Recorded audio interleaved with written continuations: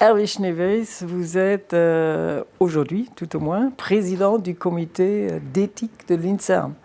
Est-ce que, pour que je n'oublie pas toutes vos attributions, vous pouvez nous décrire un peu votre parcours et vos attributions, vos titres? Mon parcours, c'est le parcours d'un médecin. Je suis neurologue au départ.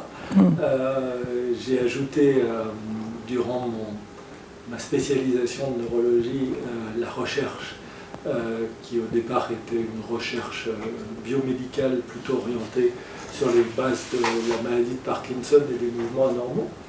Et ensuite plus sur des questions de neurogénétique. Et puis les travaux qu'on a fait dans l'équipe m'ont conduit vers les questions de cellules souches, vers le fait que j'ai plus privilégié la recherche à la médecine, même si je continue encore aujourd'hui à faire de la médecine.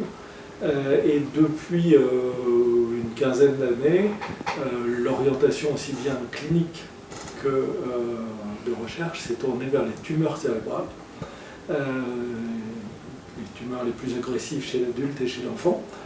Ça, c'est la partie principale de mon activité. Et à côté de ça, à cause des activités dans le domaine de la génétique, à cause d'un certain nombre d'autres engagements citoyens, j'ai commencé à travailler dans différents comités d'éthique, y compris le comité d'éthique de l'INSERM, dont j'ai pris la présidence en 2013 maintenant, donc il y a un peu longtemps.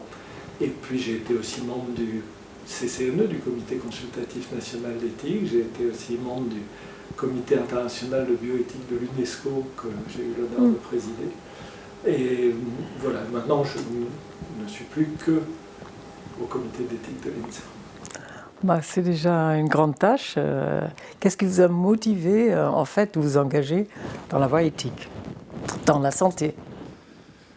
Au départ, c'était en fait, on est plutôt venu me chercher, et plutôt parce que je faisais de la génétique appliquée à des maladies du système nerveux.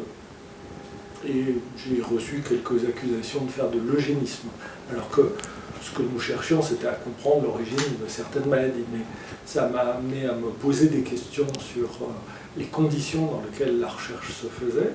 Ça m'a amené à rencontrer un certain nombre de gens extraordinaires, comme Axel Kahn, comme Didier Sicard, comme Emmanuel Hirsch, qui ont continué à m'inciter à poursuivre et à approfondir ces questions, qui m'ont entraîné dans différents comités.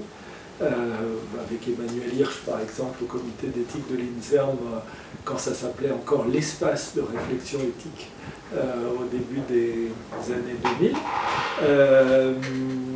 Et voilà, quand on commence à travailler ces questions d'éthique, qui en fait sont des questions d'articulation entre la liberté des chercheurs et la liberté du public, comment avoir une vision inclusive de ces deux libertés, comme Paul Ricoeur l'explique, c'est quelque chose de passionnant aussi, et on a seulement envie d'approfondir. D'accord. Et quels étaient les porteurs du projet à l'INSERM? Quand est-ce qu'il a été créé, en fait? Ça va, il a dit 2013. Le comité d'éthique de l'INSERM est très très ancien. Ah non, il est beaucoup plus ancien. Il a été créé en même temps que l'INSERM, donc tournant des années 60. Mais quand le CCNE a été créé, en fait, l'INSERM a accueilli le CCNE et le comité d'éthique de l'INSERM a disparu au profit du CCNE.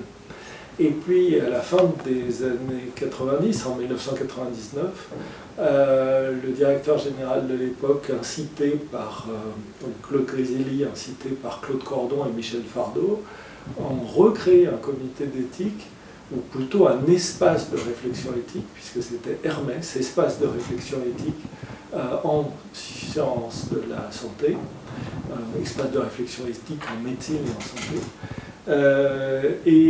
Donc c'est ce comité qui a commencé à travailler rapidement sous la direction de Jean-Claude Amessen, avant qu'il devienne président du CCNE. Et puis ce comité a connu une phase un peu de somnolence avec le départ de Jean-Claude au CCNE, et André Sirota en 2013 m'a demandé de recréer ce comité d'éthique, et compte tenu que la multiplicité des sujets qu'il y avait à aborder, c'est plutôt sous l'aspect d'un comité d'éthique institutionnel que je l'ai recréé, plus que sous la forme d'un espace de réflexion éthique. Lui donner un caractère quand même un peu plus formel. Et justement, quelles sont les missions de ce comité? Alors les missions de ce comité, c'est à partir des recherches qui sont faites à l'INSERM, d'essayer d'anticiper l'impact sur la société et donc de réfléchir aux conditions éthiques de mise en œuvre de cette recherche et à la démarche éthique par destination, ethics by design, c'est-à-dire comment optimiser l'impact bénéfique pour la société et comment minimiser d'éventuels effets délétères sur la société. Et donc, le comité répond à des saisines, soit de la direction générale de l'INSERM, soit des chercheurs de l'INSERM, soit s'autosaisit, pour essayer d'analyser certains sujets qui font l'objet de recherches au sein de l'INSERM. Et qui peut participer à ce comité? Alors, les membres du comité sont nommés pour une période de 3 ans par le président directeur général de l'INSERM. On y associe un certain nombre d'invités permanents qui sont au sein de l'INSERM, les gens qui ont à s'occuper de questions éthiques, délégués à l'intégrité, présidente du qu'on appelle l'IRB, l'Institutional Review Board, c'est le comité qui examine les essais cliniques chez l'homme quand l'INSERM est promoteur, le groupe d'interface avec les patients, le GRAM, le groupe d'expertise collective. Donc il y a un certain nombre d'invités permanents pour que les différentes composantes de l'INSERM soient représentées. Et puis, selon les groupes de travail, nous invitons un certain nombre de personnalités extérieures à venir nous apporter leur expertise ou à se joindre à notre travail. Alors, est-ce qu'il y a des moyens financiers? Quelles sont les structures logistiques? On a un petit budget qui nous est alloué par l'INSERM chaque année pour déjà la logistique du comité. Nous avons des membres, la moitié des membres du comité sont de province, donc quand ils viennent à Paris, il faut payer les déplacements. 2 des membres du comité sont étrangers, pas loin, Belgique, Suisse, mais il faut aussi assurer la logistique. Il y a la logistique des réunions du comité, réunions thématiques aux réunions annuelles. Et là, aujourd'hui, la réunion annuelle, elle réunit plus de 500 personnes, donc il y a toute une logistique à mettre en place. Et puis, il y a le soutien à certaines activités du comité, quand les groupes de travail ont organisé des réunions particulières. Donc pour tout ça, il faut un budget, et l'INSERM est à notre disposition. Est-ce qu'il y a eu des réussites ou quelque chose dont vous êtes particulièrement fier, quelque chose qui vous tenait à cœur et qui a réussi à s'imposer? Écoutez, il y a 50 notes du comité qui ont été publiées depuis 2013, 52 même, je crois précisément. Donc toutes me tiennent à cœur, mais elles sont très diverses. On peut aller depuis le cas individuel. Nous avons publié une note pour rendre à Marthe Gauthier ce qui appartenait à Marthe Gauthier, en l'occurrence la découverte de la trisomie 21. Et les choses ont été reprises, reconnues, et malheureusement Marthe Gauthier est décédée l'an dernier, mais en ayant été reconnue pour la découverte qu'elle avait faite. Et puis des choses qui ont un impact beaucoup plus général dans le domaine de la recherche sur l'embryon, dans le domaine de la recherche en génétique, éléments de notes qui peuvent avoir été reprises par des commissions parlementaires, par le Conseil d'État, pour participer à la révision des lois de bioéthique, par exemple. Et puis d'autres choses qui rentrent au fur et à mesure dans la pratique des chercheurs à l'échelle nationale ou internationale. Justement, qui choisit les thèmes? Comment ils sont je veux dire, il doit y avoir tellement de questions et de Alors encore une fois, c'est problématiques. Ça peut être la direction générale. Par exemple, début 2015, Yves Lévy nous saisit en nous disant voilà, il y a une nouvelle technique qui semble apparaître pour l'édition du génome. quel va être l'impact éthique, quel va être l'impact en termes de sécurité. Est-ce que vous pouvez me faire une note sur le domaine? On est au tout début et on va pour le mois d'avril lui fournir ce qui va être à l'échelle internationale la première analyse éthique, le premier rapport éthique sur les enjeux de l'édition du génome, donc CRISPR-Cas9.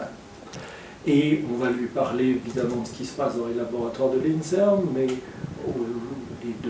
des enjeux d'une modification transmissible à la descendance de modification du génome, mais on va aussi lui parler de la modification des moustiques, on va aussi lui parler de l'impact potentiel sur l'environnement. Et cette note sur l'édition du génome sera le début de toute une aventure, parce que avec la direction générale, on fait le constat que écrire une note pour l'INSERM c'est bien, mais que s'il n'y a pas une dimension internationale, c'est inutile. Donc on va faire une réunion européenne début 2016, et cette réunion européenne va donner lieu à un livre blanc européen, et ensuite la création d'une association internationale qui est très active aujourd'hui dans le domaine de l'édition des génomes, qui s'appelle ARIGE, et qui a des membres de tous les continents. Donc voilà une aventure qui est initiée par la direction générale et qui a été suivie par le comité d'éthique. À côté de ça, par exemple, sur la question du genre, c'est le comité qui s'est auto-saisi de savoir comment est-ce que l'INSERM traitait la question du genre en santé. Et ce groupe genre a aujourd'hui publié un certain nombre de notes sur l'impact du genre sur la recherche en santé, qui ont été reprises de multiples niveaux.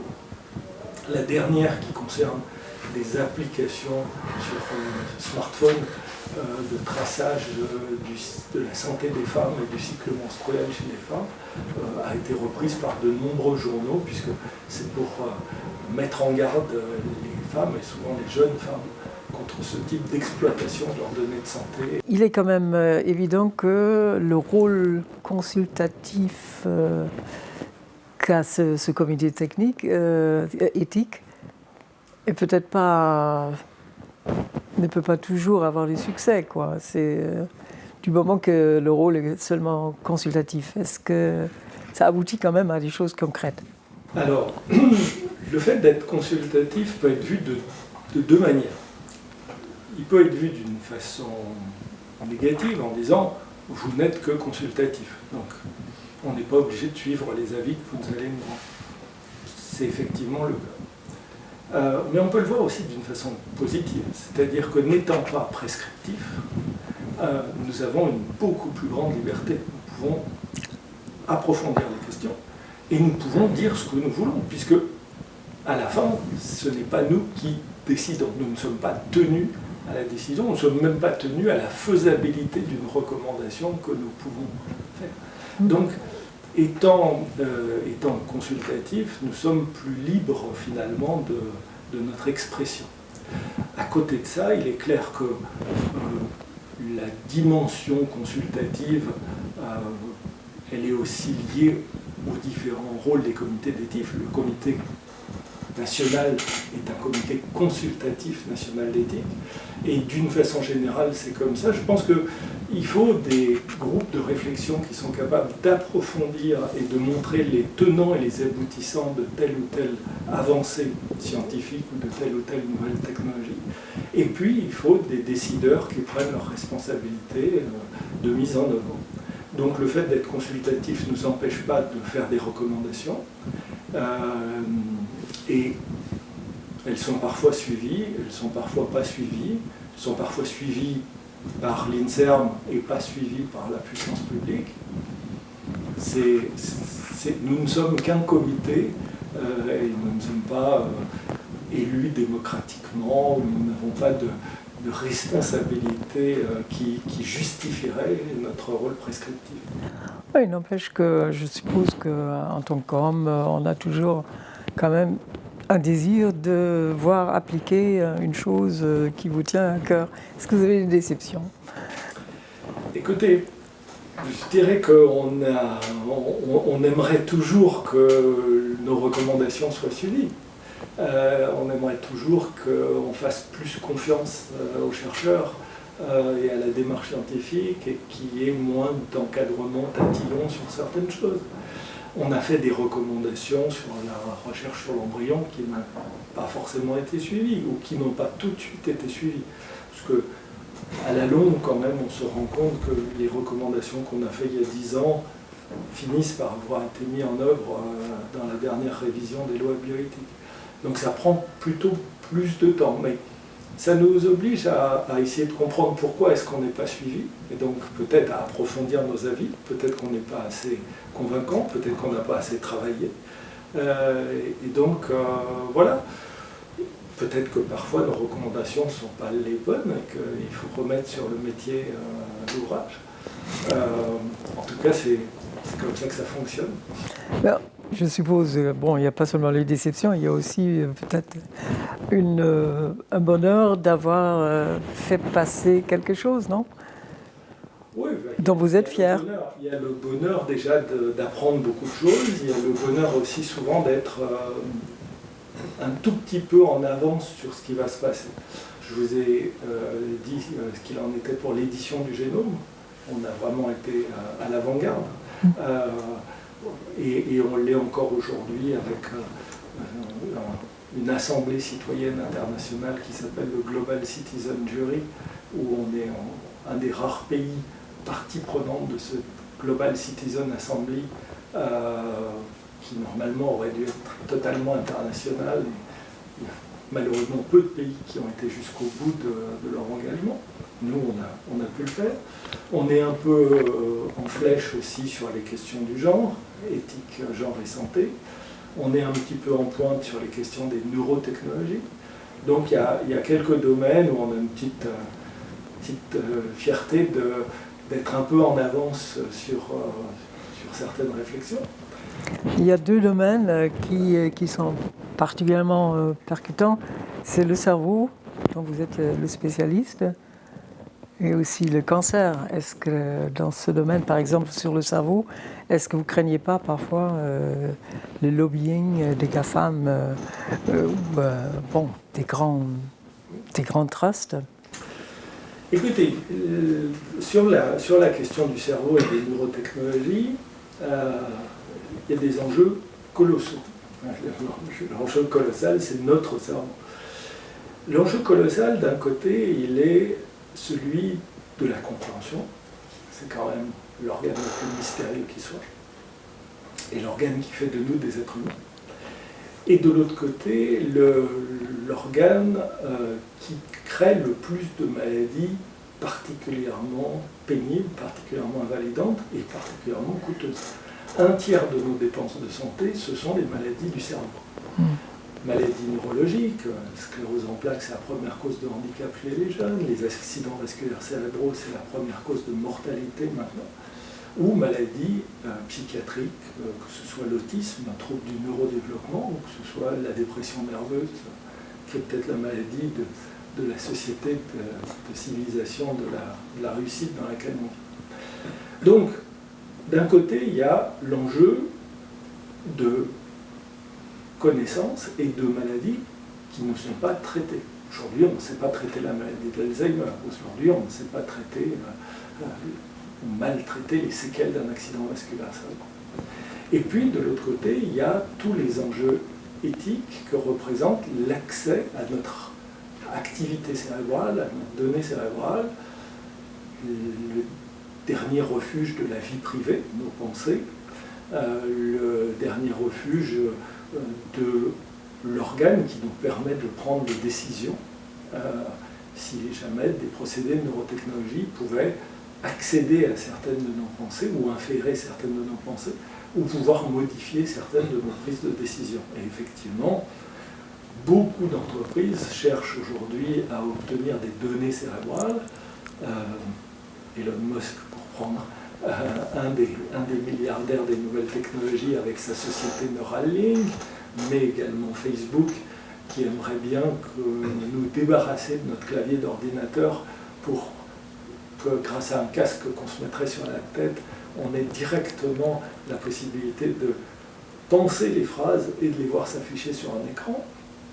Et évidemment, au passage, collecter les données et collecter les informations qui vont aller.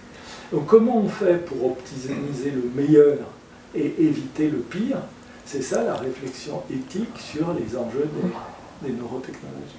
Eh ben, c'est un enjeu extrêmement important et difficile à obtenir quand même. C'est pour ça qu'il est, à partir de réflexions qu'on a pu avoir au niveau du comité, il y a eu d'autres réflexions au niveau de l'OCDE, au niveau du Comité international de bioéthique de l'UNESCO, et qui aujourd'hui se développent dans de multiples cercles impliqués dans les droits de l'homme, au Conseil de l'Europe, au niveau des Nations Unies, et que je pense qu'à côté de l'édition du génome, ça va être un des enjeux éthiques des années qui viennent. Les synthèses qui sont écrites, elles sont diffusées au grand public ou... Alors, les synthèses qui sont écrites, elles sont disponibles soit sur notre site, soit dans les archives ouvertes qui s'appellent HAL, sont en français, et on essaye de les écrire pour être compris du plus grand nombre, et elles sont traduites en anglais pour être disponibles de façon plus internationale, donc, et tout ça gratuitement, bien évidemment. Et vous avez parlé de, comment on appelle ça, des sous-groupes thématiques. Il y en a combien de sous-groupes? Et en gros, je ne vais pas tous les nommer, mais les sujets de ces thématiques. Alors c'est à géométrie variable en fonction des sujets qu'on souhaite aborder. Il y a un nombre limité de sous-groupes parce qu'il y a un nombre limité de membres du comité. On est une vingtaine. Donc il y a en général 5 voire 6 sous-groupes. Il y a un sous-groupe embryon et recherche sur embryon, donc développement précoce. Il y en a un sur la perception de l'animal par le chercheur, toute la question de l'éthique de rapport à l'animal. Il y a genre et santé, donc sur les questions du genre dans le domaine de la recherche en santé. On a un sous-groupe qui s'occupe des questions éthiques sur les recherches au Sud et qui actuellement mène une initiative internationale très intéressante sur la question des volontaires sains dans la recherche scientifique. Et souvent ces volontaires sains sont plutôt au Sud. Et puis actuellement on a un sous-groupe thématique sur les enjeux éthiques des collectes massives de données de santé. Quels sont les progrès, disons, les plus significatifs, peut-on espérer dans les années à venir dans la neurologie? Il y a des progrès heureusement importants qui sont faits, je ne dirais pas chaque jour, mais presque. Alors parfois visibles, parfois moins visibles, mais compte tenu du nombre de maladies, c'est vrai que c'est toujours difficile à identifier, mais c'est plutôt actuellement des progrès dans la qualité de vie des patients. On n'a pas vraiment fait de progrès depuis longtemps sur l'origine des maladies, on ne sait toujours pas l'origine du Parkinson ou de l'Alzheimer. On fait des progrès pour améliorer la qualité de vie des sujets parkinsoniens et peut-être maintenant avoir quelques espoirs de traitement plutôt préventif dans la maladie d'Alzheimer. Il y a des progrès clairs qui ont été faits dans la sclérose en plaques, même si malheureusement un certain nombre de patients continuent à s'aggraver. Il y a des progrès qui ont été faits dans la rééducation après accident vasculaire cérébral, la prise en charge plus précoce des accidents vasculaires cérébraux et donc moins de séquelles. Voilà, je dirais que dans les avancées récentes, c'est plutôt ces différents domaines. Il y a quelques espoirs sur des maladies rares mais dramatiques comme la sclérose latérale amyotrophique, la maladie de Charcot. C'est très préliminaire. Et puis, il y a des maladies très fréquentes sur lesquelles des progrès spectaculaires ont été faits. C'est la migraine, avec non seulement au cours des 2 ou 3 dernières années, des nouveaux anti-migraineux pour des gens qui ont des migraines résistantes, et les anti-CGRP qui ont vraiment donné des résultats spectaculaires. Donc voilà, on ne meurt pas d'une migraine, mais il y a beaucoup de gens qui en souffrent énormément. C'est aussi des avancées pour eux. Super.